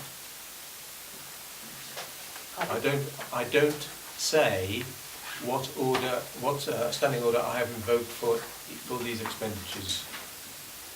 So you're not, you haven't, well, okay, we've spent £1,775. We do not know why and what work was done, so... Well, I'm sure we can answer the question. I'm sure we can. And I'm sure you will. I just have. No, you didn't. I have. That's What is the question? I've put a question mark at the end. Can you explain that line to me, please, or to all of us? What it is, it's an amount of money for work done by that company. What's your question? Why was it needed? Because there was a serious and very rapid deterioration in the wet pore surfaces on 2 of our play areas. It's an extremely specialised area. I can in fact only find 2 people who would deal with it. And the most competitive, and the ones I relied on most, was Ipswich Borough Council, who came and did it. And they did both Crown Mill and Blackbourn. That's right. And when did you notice, was it noticed that there was a problem? I can't remember. What's the point of the question? Well, where are we going? Are we saying that the Ipswich Borough Council have overcharged us, or? I would expect the parish clerk in his parish clerk's report at some point to say there is a problem with the play areas and the surface is breaking down, and we're going to have to take remedial action to put it right. But obviously the remedial action you said was an emergency and needed to be done. But we employ a parish clerk to do all this. He do scores of jobs like that. We can't have a meeting or paperwork all the time for little jobs like it. That's part of his job, and he saw to it. Why do you keep questioning the parish clerk every time about everything he does? It's 1,770. I don't care if it's 2,700. He's done his job and he's done it properly. It's 1,775 Every time you pounds. And we were not properly informed of that expenditure. But Leslie, we are being informed now. No, we're not, Fred. Well, it's on the because list. we're only talking about it because I brought it up. Well, anybody else could have talked about it and brought it up. I can't. So we see could where have we're talked going. about this and vetoed it. Is that the point you're making? You've been denied the right to prevent this going ahead. Is that your point? Don't be silly, Peter. Well, I'm not being silly. We're talking about public expenditure. We're responsible. 11 of us are responsible for it, and it is only right. And if it was truly an emergency, then there is no reason why the clerk could not have emailed us all and told us that this was happening. What is wrong with that? That will be flawed, because all of us won't necessarily be around to respond to the email. So are you then going to take it to the next? We only got 6 people responding. We should have had 11 people responding. We have a system. But we're responsible for the welfare of our parishioners. I can't say. But there's an emergency budget per month that the clerk can spend up to. I thought it was about £750, was it? No, it's think what it's it is. £750 is the emergency. It's what we need to think. The clerk, 750. the clerk can spend up to £750 without coming to council if in his judgment circumstances are such to justify urgent expenditure.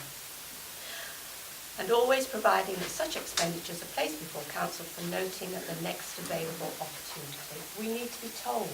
We are. We're being told. Exactly it. No, we're not. It's on there. It was done. This is the next available opportunity. If an emergency comes up for that amount of money, is it not normal that would be emailed and 2 or 3 other councils agree to? Yeah. No. I think it's a courtesy, Julia, isn't it? And it's also a safeguard. That he's not asking for our permission. If it's an emergency, then of course we would all say yes anyway. But it's a courtesy to say, look, £1,775 I'm going to have to spend because this is urgent, or we close the play areas. Now, there is no reason why he could not have informed us that that was a necessity. And what would we have done with that information?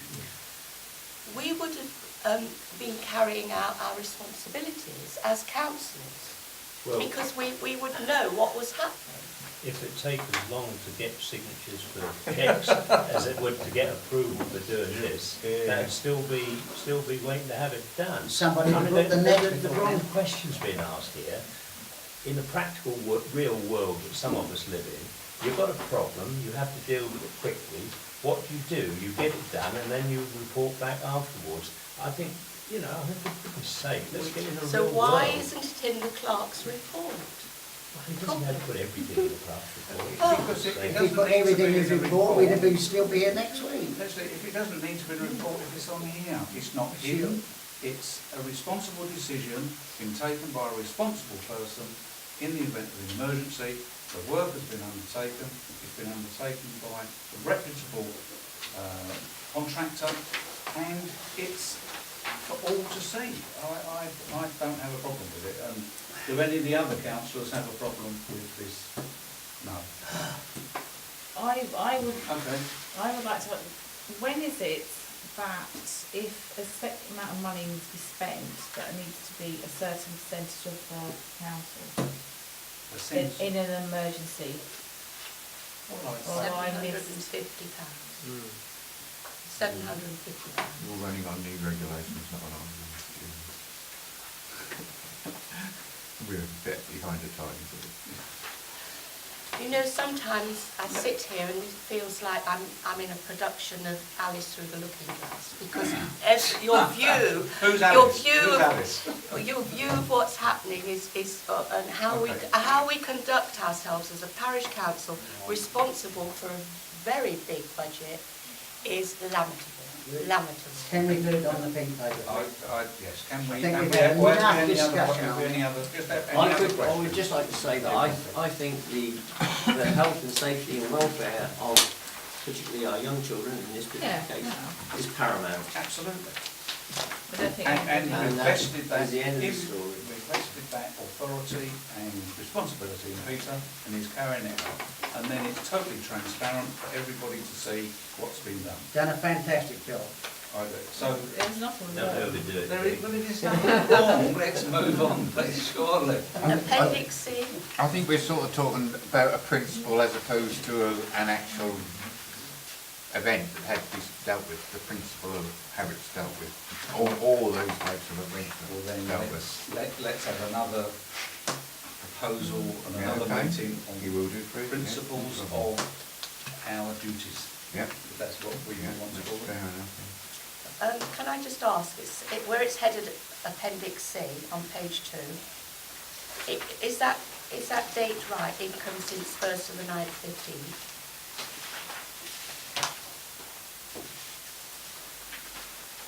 Looks like it's typographical error to me. But the dates are actually shown there, so the heading might be wrong, but the dates are actual. November and December.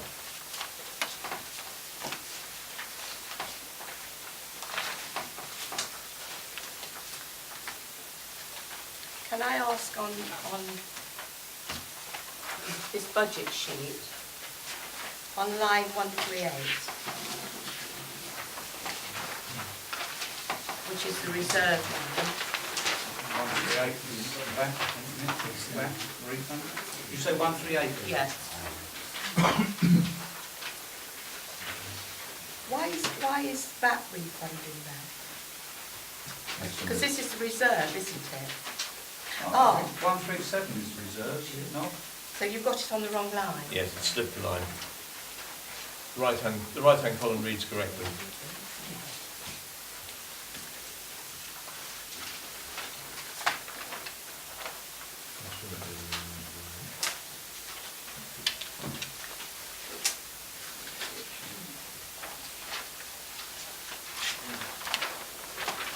Are we ready to take a vote? Yes, No Chairman. vote, sorry. No, 23 you're on. Let's move on to 23. I'd like to propose payment schedules as Appendix D to be authorised. Could I have a seconder, please? Dick, thank you very much. Can we vote for acceptance, please?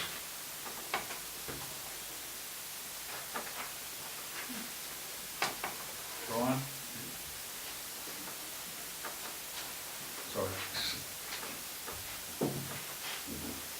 Against? Abstain? Can I just ask a question on these? I thought all the figures on here were net of VAT, so there wouldn't be any VAT refund anymore. The VAT refund line was an attempt to create a notional balance. It doesn't work, we don't use it. Because it's impossible to guess. It's an income, you see. That's the problem is it's an income. I am. It suddenly arrives. Just, Chairman, do you mind if I be excused? Yes. For work and stuff like that? We're just about at the end, I think. We're almost there, Brian, yeah, thank you. Yeah, it's no problem at all. Item number 24, to note balances as per Appendix E, and the Chairman's confirmation that the relevant bank statement and computer report verify the published figure of £106,328.40. There's your 106,000. It's based on that, which is the bank statement. Take away that, which is from the printout. It's reflected there. Okay, happy.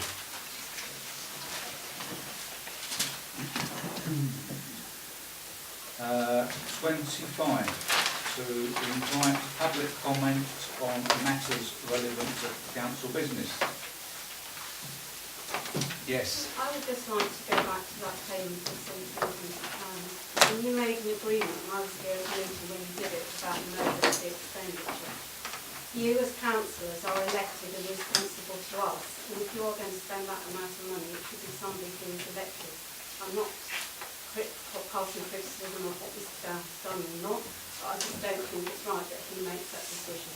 It's his job, it's actually your job to spend our money, and I feel quite strongly about that. Okay. What?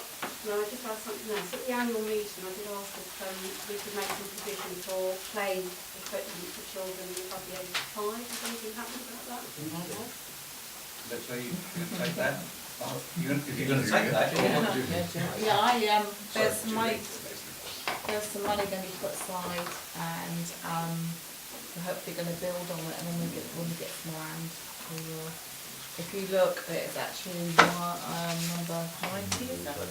It's in the precept document, and it is, no, I think it's 89. We're hoping to get a zip wire and perhaps a couple of other things. But we're at the beginning of it. We've obviously got to get some land. Had we been allowed to discuss this properly, I was going to ask whether there's any Section 106 money that could be put in, used for that, to hurry it up. Right. You've got to get the land, isn't it? Yeah, we have got the land at the minute. You've got plenty here. Plenty here. Sorry. So are you actually buying more land? Well, I'll rephrase that. We are still early days, and we need to look into all possibilities for land. But that will happen. Will happen.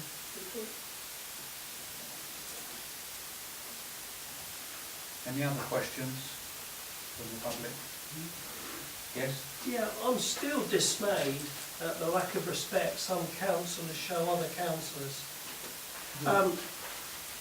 Listen, everyone on a council has right of opinion and should not be ridiculed by noises or comments from other councillors. I agree. There are councillors who do not show respect. They think they know better. You must listen to each other's comments and respect them. Okay, you don't have to... No, and a lot of the comments are right. Yes. And I think you are dismissing them incorrectly. Okay. Please, No. as chairman, instill that within your councillors. They must show respect for opinion. Okay. Any other questions from the public? No? Okay, we'll move on. Any 26, any other council business for information to be noted or for inclusion on a future agenda?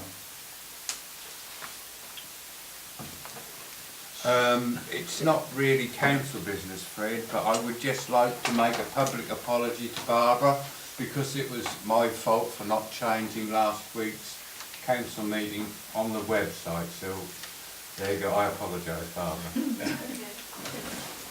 I should have read, see, I read the report in the magazine, in the newsletter. Right. When it came to date the next meeting, it was always the third Monday of the month, so I didn't read that bit.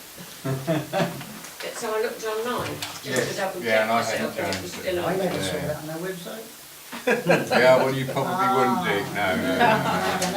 No, but this young lady's more modern You than better you. inform me better than that. 27, to note the next meeting of the council is scheduled for Monday the 15th of February, beginning at 7:30 at the Blackbourn.